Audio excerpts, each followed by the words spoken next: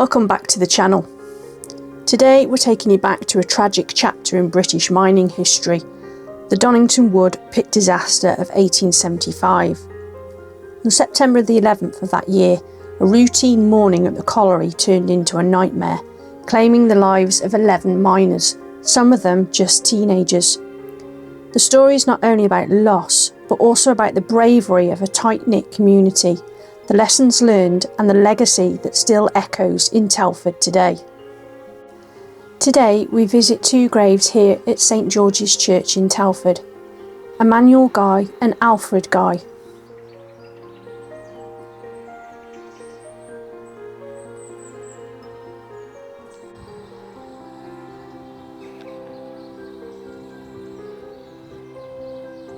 Both died on the 11th of September 1875 in a terrible mining accident that would claim the lives of 11 men. I say men, one was aged 13, another aged 14 and three aged 17 years of age. 1875 was not a good year for colliers in the Donnington Wood area. As usual, there had been several accidents, one of which resulted in the deaths of 3 men at a pit near the impressive Lodge furnaces in June of that year. Broken chains were the cause. Having set the scene for a difficult year in Donnington Wood, the narrative turns to the events of September the 11th, 1875, when tragedy struck the local colliery. The disaster should have been avoided. 11 miners and a horse died because of gas poisoning. The men had been lowered to the bottom of the shaft, where they waited at the entrance to the mine. It was sometimes the practice, as on this occasion, to then await the lowering of one of the pit ponies, and a man below would unfasten a horse from its chain harness ready for work. Finally, the pit fireman would descend with his safety lamp and carry out an inspection of the mine, checking for the presence of toxic gases before the men were permitted to go about their business. This time it all went horribly wrong. In theory, the fireman should have been first to be lowered into the pit to check all was safe before anyone else descended. On this occasion, it was asserted that the first 2 batches of men had given the usual signal when they reached the bottom of the shaft. By the time the horse was lowered, all the men were dead. Overcome by fumes, the horse died while still in its chain harness, dangling in mid-air. The fireman arrived too late to change the outcome of events. Apparently, this had previously been regarded as a safe pit. As the full extent of the disaster became clear, attention quickly shifted to the courageous rescue and recovery operations undertaken by miners and community members. The bravery of those who risked their own lives in order to recover the bodies cannot be praised too highly. Colliers live in constant danger whilst digging away in the most primitive conditions, but it requires a different kind of courage to descend into the dark when the cause of the deaths is not yet known. Their knowledge of the mine layout, together with the ingenious method adopted for the recovery, can only be admired. The only criticism of the actual scene of the incident was that tactfully voiced by the coroner at the inquest. After the bodies had been recovered, they were moved to their separate homes by their sorrowing relatives, whereas they should have all been carried to a single location, such as a nearby public house or a suitable alternative suggested by the pit owners. This measure was essentially there to assist the coroner with the identification of the bodies. In the aftermath, investigators sought to understand the technical cause behind the accident, examining the mine's ventilation and the presence of toxic gases. Newspaper report. September 1875. Terrible colliery accident at Donnington Wood. 11 lives lost. One of the most appalling calamities which it has ever been our painful duty to record in connection with the Shropshire coalfield, by which 11 unfortunate miners were without a moment's warning hurried into eternity. The scene of the dire catastrophe was the pit chartered by Mr. Henry Guy in the Donnington Wood colliery belonging to the Lilleshall Company. With the help of the Friends of Granville Nature Reserve, we found the area roughly where the pit was located. It was part of the Lodge furnaces and in 2025 a new housing estate is being built on part of the area. Anyway, back to the report. At 6 a.m, the Pitts company assembled on the bank for the purpose of descending to their work, and a detachment of 6 men went down first. No signal was given by them, and 5 others were directly afterwards lowered, those on the bank not suspecting, of course, that anything was the matter, the sinkers having been down on the previous night and reported all was safe. Henry Guy, the chartermaster, remained on the top with 3 men for whom he could not find work. After 11 miners had descended, the horse was let down. No one, however, was at the bottom of the shaft to receive it, nor did the shouts of Guy and his helpers at the top meet with any response. It then became evident that something alarming had happened, and the descent was made by the downcast shaft. This revealed the fact that a portion of the pit had fired and that it was full of poisonous gases. The alarm spread with great rapidity, and the pit bank was quickly thronged, not only with men willing to risk their own lives in seeking for what must prove the corpses of relatives, friends and neighbours, but likewise by women frantic with grief because of the sudden desolation which had fallen upon them. By bratticing and by reopening a road 12 yards in length which had become filled up with debris, it became possible to pass from the bottom of one shaft to the bottom of the other. Bratticing is a partition between columns of a subsurface mine to direct air for ventilation.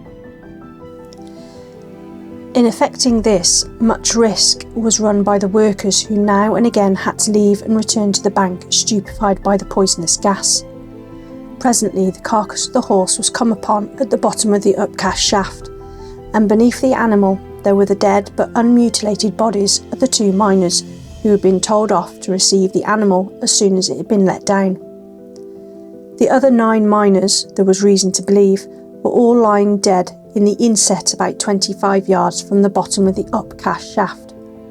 Upon descending, it would be their duty to remain there until the fireman, who was one of their party, had gone round the workings with his test lamp and reported all was safe. It was noon before the last body was brought to the bank.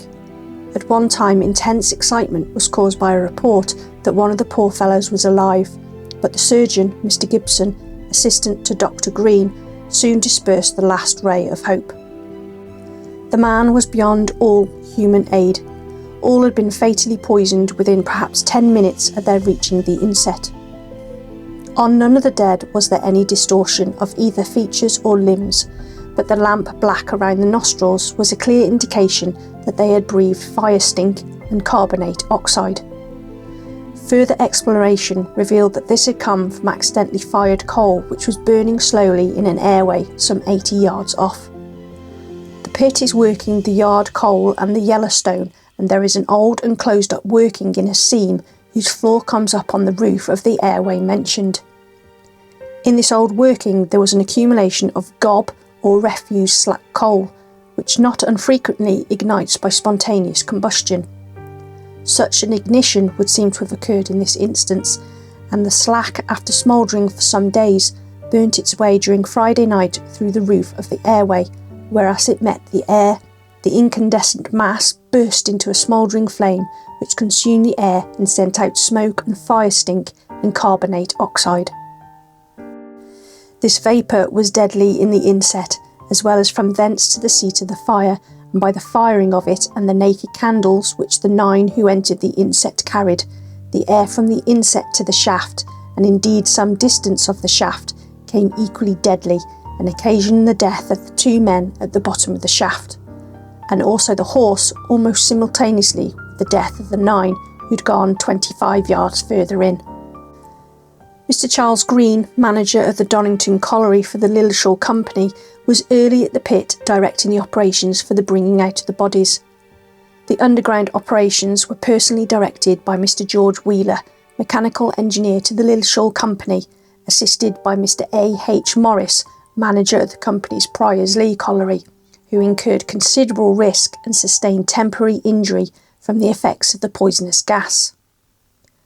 Among the other brave fellows composing the rescue party were William Poppet, the head sinker, Samuel Oliver, Jabez Pickering, Thomas Brothwood, Robert Shepherd, James Hancox, James Williams, Thomas Hart, Moses Pitchford, William Lowe, William Wakely, John Leake, William Dorricott, Jabez Dorricott, John Fenn, Jonah Ball, William Pitchford, Thomas Pitchford, Arthur Cooper and Thomas Hayward, father of one of the deceased.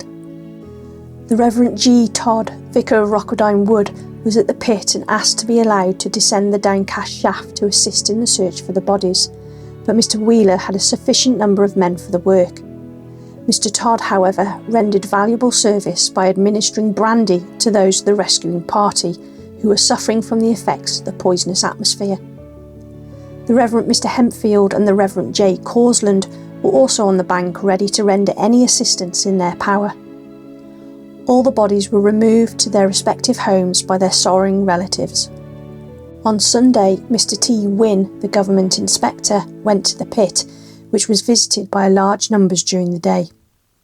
The following is a list of the dead: James Ike of Donnington Wood, Alfred Guy of Rockedine Wood, James Morgan of Rockedine Wood, Charles Hayward of Rockedine Wood, Daniel Guy of St. George's, Arnold Guy of St. George's, John White of Donnington Wood, Joseph Wagg of Donnington Wood, John Stanworth of St. George's, Emmanuel Guy of St. George's, and James Guy of Oakengates.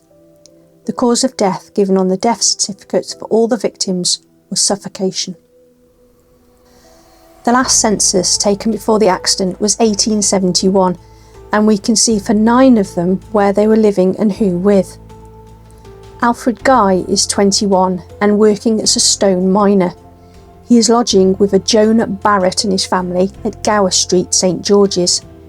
By 1875, Alfred was married to a Martha Hancox. Daniel Guy is 13 and living with his parents and 6 siblings at Granville Street, Wellington. Arnold Guy is also aged 13 and living with his grandmother, widowed father and 2 siblings at St. George's. Emmanuel Guy is 34, living with his wife Maria and 3 children. They had 5 when he died and they live on New Street in Wombridge. James Guy is aged 25. He is listed on the census as living with Emmanuel Guy and listed as his son, but that can't be right as there is only 11 years age difference, so I'm wondering if they were brothers. Charles Hayward is aged 13 and living with his parents and 4 siblings at Bull's Head in Rockedine. He is already working as a coal miner. James Ike is 18 years old, living with mother and 6 siblings at Donnington Barracks, Lillishall, and working as a miner. Donnington Barracks is now Church Road, Donnington. James Morgan is a mystery as it was hard to pinpoint which one he is on the census, but he would have been aged 9 in 1871. John Stanworth is aged 29 and living with his wife named Elizabeth and 3 children. They had 4 children by 1875 and they live at Church Street in Shifnal. Joseph Wagg I was unable to find. James White is listed as John and he is aged 10. He lives with his parents and 4 siblings at Donnington Wood Old Timber Yard in Lillishall. With the immediate crisis addressed, the focus moved to the official inquiry, where the coroner and other officials began their investigation into the circumstances surrounding the tragedy. The inquest. The inquest on the bodies was opened on Monday at the George in St. George's before R.D. Newell Esquire Coroner, Mr. T. Wynne, the Government Inspector of Mines for the district, and Mr. S. B. Gilroy, Assistant Government Inspector. The Lillishall Company was represented by Mr. J. Lloyd, Manager, Mr. C. Green, Mr. A. H. Morris and Mr. G. Wheeler. Mr. Leake, Solicitor of Shifnal, was present to watch the proceedings on behalf of Henry Guy, the Chartermaster, and Henry Guy, the Banksman. The coroner, in opening the inquiry, referred to the fact that very recently an inquest had been held upon the bodies of 3 men who were killed through the breaking of a chain in one of the company's pits, and expressed his deep regret that they should have been again called together so soon to investigate a still more sad and serious calamity. It would not be possible for them to conclude the inquiry that day, and if possible, it would not be right to do so, as he felt sure the jury would agree with him in saying that in a case of such magnitude, it was peculiarly essential that they should obtain all the evidence it was possible to secure. Considerable amount of feeling had naturally been caused among the friends and relatives of the deceased, and it would be better for the inquiry to stand over until a thorough investigation has been made, enabling them to find out as far as possible the cause of the lamentable event. Under these circumstances, he thought it desirable they should adjourn the inquiry for about a week after the jury had viewed the bodies and evidence of identification had been given. For doing so, however, he had one objection to make. It was very important in cases of that kind. The whole of the body should be removed to some central place, and it was a matter of regret that this had not been done on the present occasion. It appeared from a conversation he had with Mr. Lloyd that a suitable place had been provided by the Lilleshall Company, and if that had been made use of, it would have saved the jury a long and painful investigation, and also have saved the relatives the additional pain of the jury visiting their houses. It was not only most desirable in the interest of the public that the body should have been removed to some central place, but it was illegal to do otherwise, as the law required that in the event of no more suitable place being provided, the dead should be removed to the nearest public house. Very rarely would it happen that when such a number of persons were killed, they should all lie, as in the present case, in the jurisdiction of one coroner, and it might have been that as many as 4 or 5 inquests would have had to be held. He hoped this warning would not be necessary on a future occasion. The jury then proceeded in a wagonette to the respective homes of the deceased miners and went through the painful duty of viewing the bodies. All lay as if in placid sleep, and there had been very conspicuous indications upon their faces, some of them being quite black, of the distillation of the coal, which gave off the carbonic oxide that deprived them of life almost within a second of its respiration. Of the deceased, 2 were the brother and nephew, 1 the brother-in-law, and 2 others relatives of the chartermaster Guy. It transpired that by the aid of the Brattersing, Mr. Wynne and Mr. Gilroy had succeeded in getting to where the men had been found, and that the mining engineers were now engaged, carrying forward the Brattersing to a point at which a door could be opened. And thus rapid progress be made in the afterwork of the mines, which is aimed at putting out the fire in the workings at the point where the smouldering slack in the old double coal workings, which had been closed for 34 years, broke through. The suspicion at present is that the air got to the smouldering slack which lay over the roof of the airway by a crack having occurred in the roof, or by a fall of roof having taken wind to the incandescent slack and so fanned it into flame. All this may have happened very shortly before the deceased went down. On the return of the jury, the identification of the bodies was proceeded with. Mary Ann Fawkes deposed that she knew the deceased man Ike, who was 22 years of age and married. She also identified the body of Alfred Guy, who was 25 years of age and a married man with 1 child. The evidence of this witness also disclosed the painful fact that the widow of Ike and Guy are both now pregnant. James Morgan identified the body of his eldest son James, who was 13 years of age. He also identified Charles Hayward, who was 17 years of age and the son of Thomas Hayward of Rockwoodine Wood. William Guy identified the body of Daniel Guy as that of his son, who was 17 years of age. He also knew Arnold Guy, who was the son of Henry Guy of St George's and 17 years of age. Samuel White identified the body of his son John White, aged 14.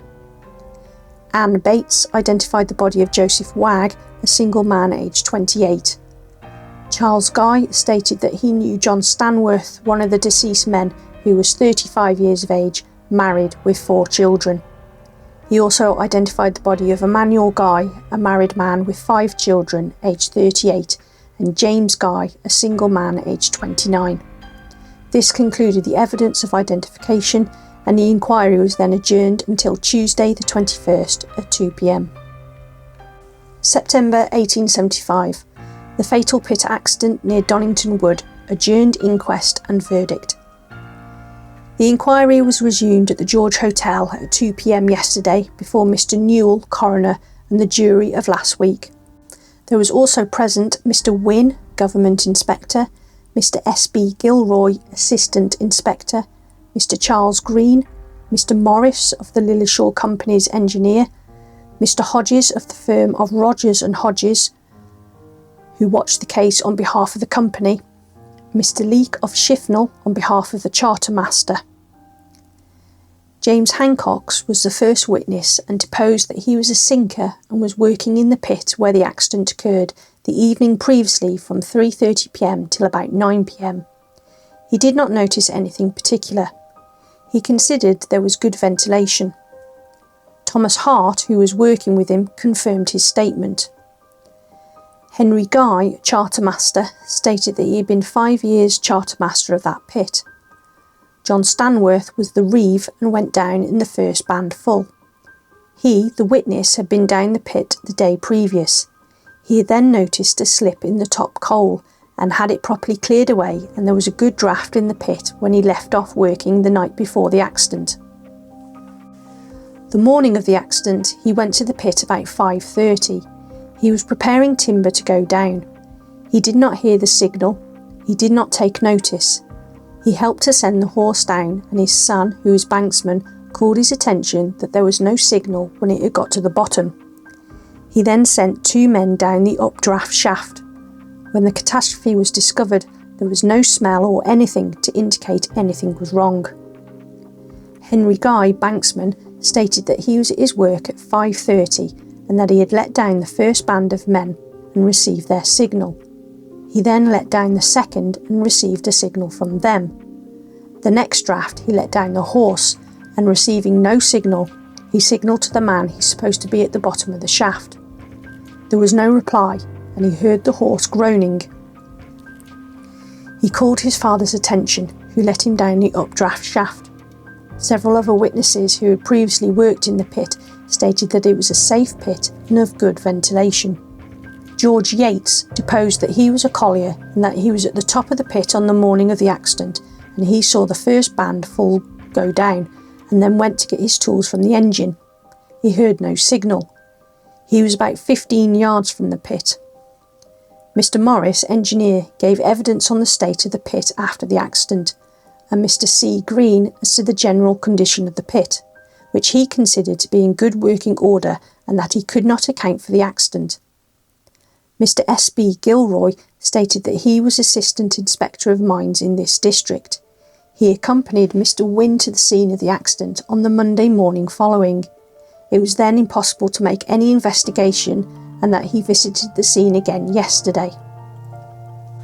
All that could be done was to stank off the work with brickwork to exclude the fire, which in his opinion was still burning. In his opinion, everything had been done that could possibly be done, and that no degree of precaution could foresee the accident. Mr. Wynne concurred and stated he was inclined to believe the brakes men's evidence that the signal was given both in the first and second case, and the 2 men had been told off to attend to the horse, and that when they got into the working, obnoxious gas overpowered them. It would then spread with great rapidity, and the horse might be nearly dead before it got to the bottom. The jury, after a few remarks, was left for a short time when the following verdict was returned: that the deceased came by their deaths accidentally through obnoxious gases in the lodge pit. With that, the second band full might have been saved if the proper signal had been given. In answer to the coroner, the jury stated they were of opinion the signal was not given.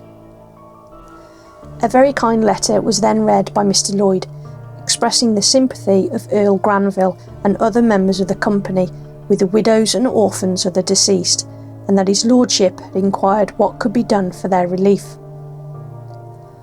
Following the inquest, the community gathered to mourn the victims, with funeral services reflecting both the scale of the loss and the solidarity of those affected. Separate funeral services for the victims followed, after which they were laid to rest in individual graves. One of the funerals included the bodies of 5 of the deceased and was held at St. George's Parish Church, with an astonishing number of attendees. Funeral of the deceased. The funeral of 5 of the sufferers from the recent accident took place on Tuesday at St George's Church. John Stanworth, Emmanuel Guy, Daniel Guy, Arnold Guy and Alfred Guy. The time fixed for the interment of the first 4 was 3 p.m, and by that time the church and churchyard were thronged with people. Stanworth's was the first funeral to enter the church and was immediately followed by that of Emmanuel Guy, each being accompanied by a large number of sympathising friends. Afterwards, Daniel and Arnold Guy's funeral cortege came into view. This procession was the most imposing and was preceded by the Reverend J.R. Connor, J. Causland, the Primitive Methodist minister, and the Reverend G. Chesson, Wesleyan Methodist minister. Then followed senior teachers at the Primitive Methodist Sunday School, then the junior members and scholars, Arnold being a Sunday school teacher and member of that body, while Daniel was a scholar. The Reverend R. Hempfield then commenced to read the funeral service in a most impressive manner, and at the conclusion of the Psalms a hymn was sung, after which the ordinary lessons were read, followed by another hymn. The Reverend J. R. Connor then engaged in prayer, after which he preached a sermon, taking for his text the 18th chapter of Proverbs and part of the 21st verse, Death and Life. He commenced his disclosure by saying he hoped never again to behold such a sight as they had that day witnessed. When he had been in trouble, he had gone to his Bible and read passage after passage of God's love and found consolation, and he desired to give the same in that their day of trouble to the mourners over their dear departed. He felt the dead speak to them of the uncertainty of life and admonished them to look to the future. The text he had taken reminded him of an old Latin lesson, the meaning of which was that death is the gate of life. Death first, life afterwards. When we thought of death as the wages of sin, how glorious to look to the Saviour and to say thanks be unto God that giveth us the victory through Jesus Christ. In conclusion, he expressed his own sympathy and also that of the directors and manager of the Lilleshall Company with the mourners, and made an earnest appeal to them to seek consolation from above, and adjured the careless ones to take warning by the melancholy accidents that have brought them together. As the funeral was leaving the church, Mr. F. Tucker, who presided at the organ, played the Dead March in Saul. The pulpit, communion table and reading desk were draped in black, and the service throughout was of a most impressive character. Immediately at the close of this service, the funeral of Alfred Guy took place, the body being followed by members of the Foresters' Court. It is estimated that between 4,000 and 5,000 people were present on the melancholy occasion. As the funerals concluded, the impact of the disaster continued to resonate, prompting reflection on mining safety and the enduring legacy of those lost. I have only been able to find the graves of William Guy and Alfred Guy at St George's Church, and I have had no luck finding where the men who lived elsewhere were buried.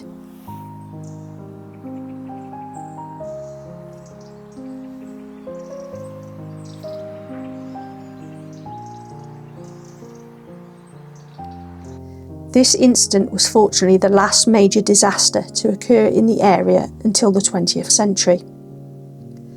The Donnington Wood pit disaster stands as a sombre reminder of the dangers faced by miners in the 19th century and the devastating impact such tragedies had on families and communities. As we reflect on the courage of those who risked everything to save others and the reforms that followed, let's remember the lives lost and the importance of safety in the workplace. Thank you for joining me on this journey into the past. If you found this story moving, please like, subscribe and share your thoughts in the comments below. Until next time, stay curious and stay safe.